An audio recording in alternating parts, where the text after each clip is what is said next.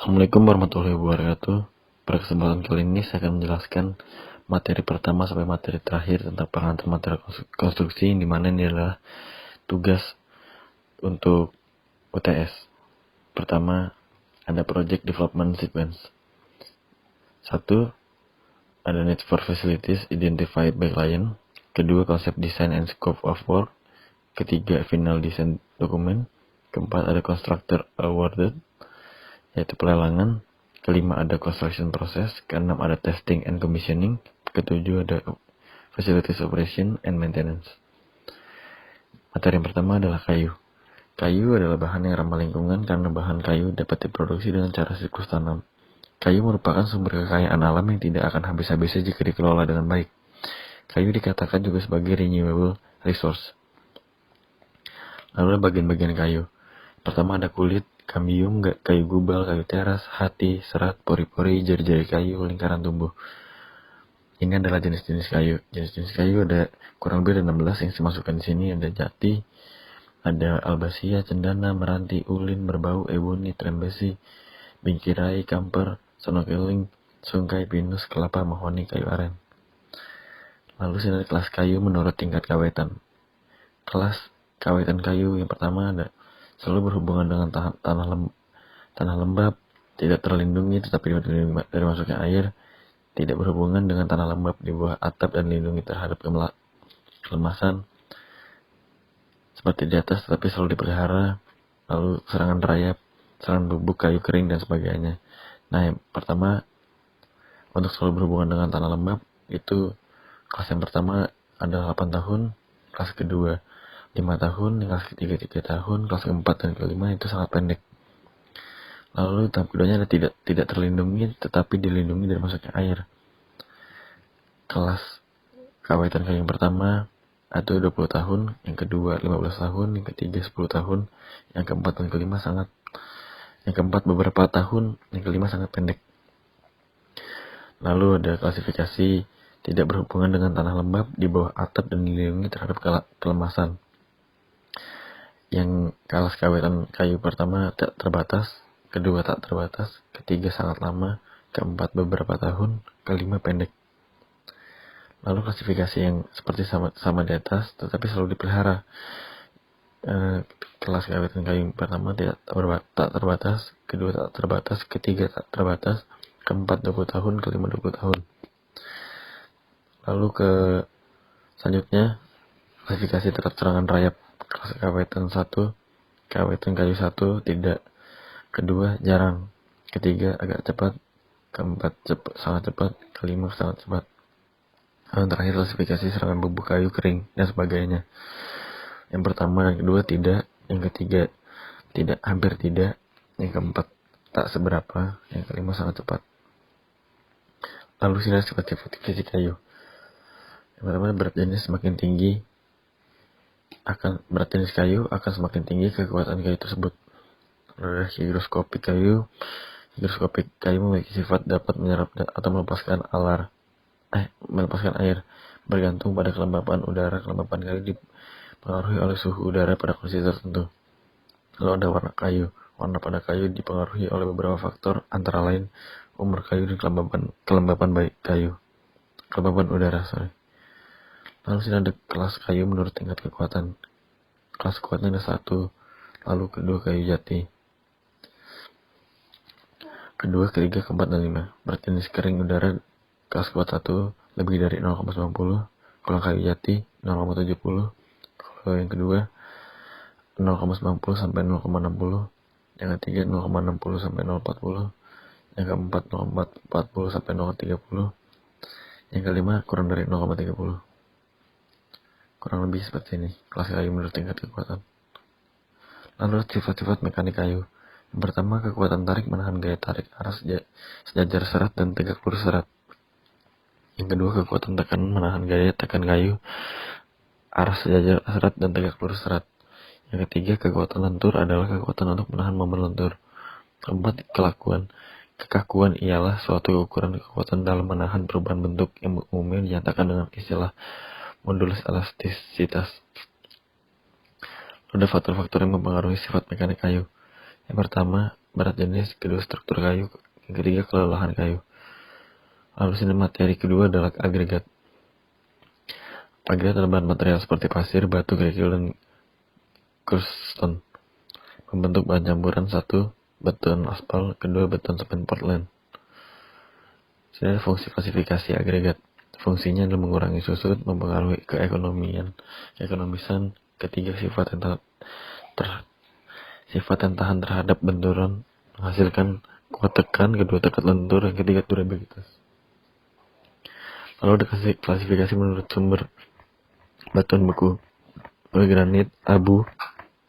Kalau batuan sedimen ada limestone atau batu gamping, kedua sandstone atau batu pasir, dan ketiga adalah coal atau arang. Lalu klasifikasi menurut asal: pertama natural atau pasir, gravel atau kerikil atau batu biasa. Lalu ketiga sandstone atau batu pasir, yang keempat batu kapur. Yang klasifikasi menurut asal buatan ada ampas biji besi atau slag. Yang kedua ada broken brick atau batu bata. Lalu sifat fisik agregat: porositas dan absorpsi mempengaruhi daya lekat agregat dan pasta semen. Sifat fisik agregat berdasarkan kandungan air, yaitu kering oven agregat nyerap air secara maksimal pada beton. Lalu kedua kering udara, mengandung sedikit air pada rongga-rongganya. Yang ketiga jenuh air dengan permukaan kering. Yang keempat basah. Lalu ada mekanisme lekatan pada agregat dan pasta semen. Yang pertama ada ikatan fisik. Agregat kasar mengembangkan ikatan baik dengan pasta semen. Lalu ada ikatan kimia. Agregat mengandung silika yang dapat mengikat pasta semen secara kimiawi. Kekuatannya: untuk memaksimalkan kekuatan dibutuhkan agregat-agregat yang baik dan kuat. Daya tahan agregat terhadap kehancuran akibat beban. Lalu kekuatan atau hardness, daya tahan terhadap kehausan. Lalu ini pengujian pada agregat. Ada 4. Yang pertama analisis saringan, kedua berat jenis dan daya serap, ketiga kadar lumpur, keempat modulus kehalusan. Agregat yang digunakan dalam konstruksi kuat dan tahan lama. Lalu komponen terbesar dalam beton bahan konstruksi agregat.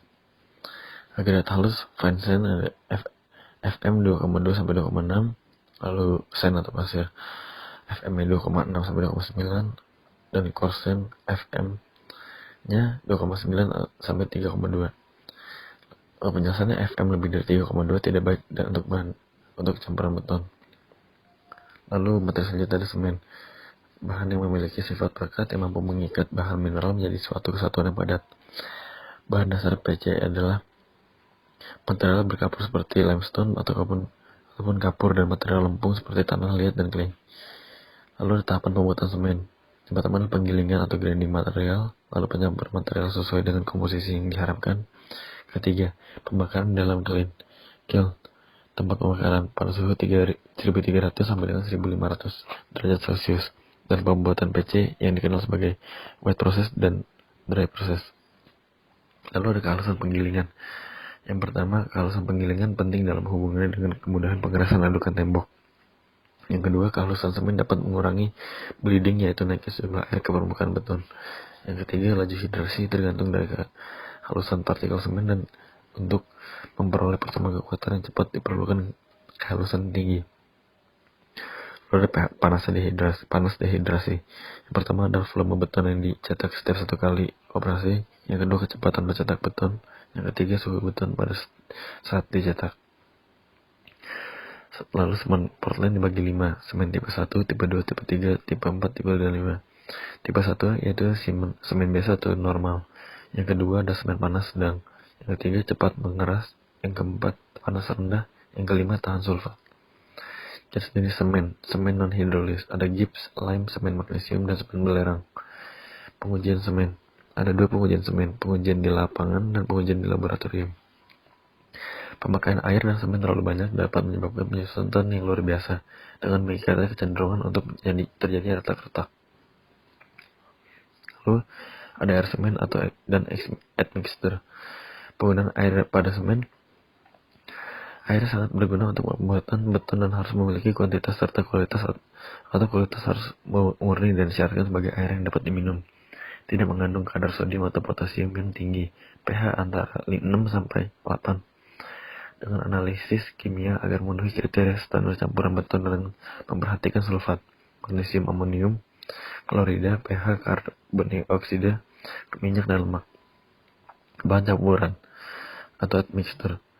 Tujuan menggunakan admixture beton adalah untuk meningkatkan workability tanpa mengubah kadar air, untuk mengurangi kadar air tanpa mengubah workability, untuk memberikan pengaruh terhadap kombinasi di atas, untuk menyesuaikan setting time, untuk mengurangi segregasi dan bleeding, untuk meningkatkan pumpability, untuk mempercepat laju kekuatan di awal usia, untuk meningkatkan kekuatan, untuk meningkatkan daya tahan atau durability dan mengurangi permeabilitas, dan terakhir untuk mengimbangi penggunaan agregat yang jelek.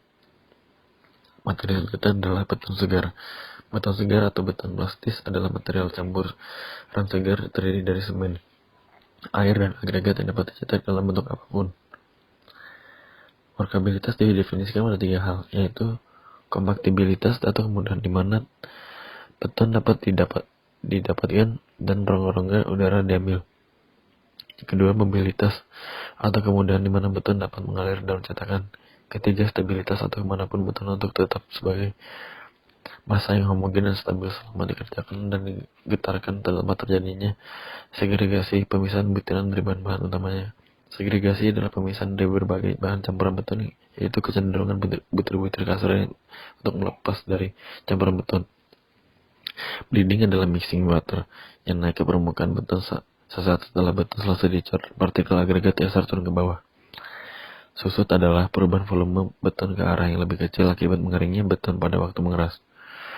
Yang kedua, menyebabkan terjadinya retak pada beton. Retak dapat berbentuk retak rambut atau retak antara 1-2 mm, dan biasanya retak ini dikategorikan retak non-struktural.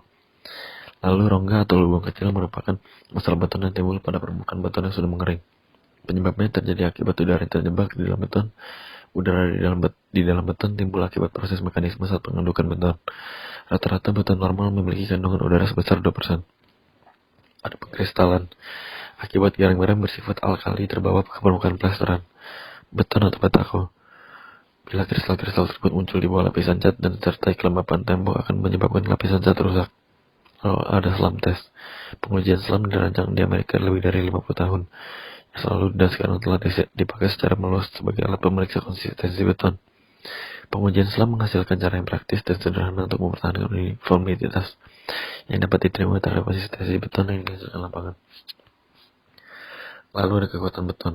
Syarat kuat tekan beton adalah low strength kurang dari 20 MPa atau 3000 PSI, moderate strength 20 sampai 40 MPa atau 3000 sampai 6000 PSI, dan high strength 40 MPa yaitu 6000 PSI.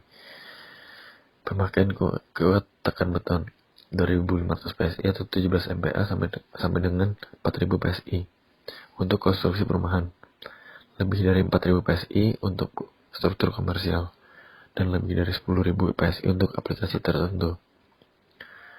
Kuat hancur beton. Beton dapat hancur sampai 80 Nm atau 12.000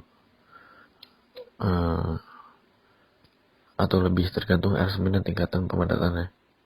Lalu kuat tarik beton. Kuat tarik beton berkisar 1/18 kuat tekanan beton dan umurnya masih muda dan berkisar 1/20 sesudahnya.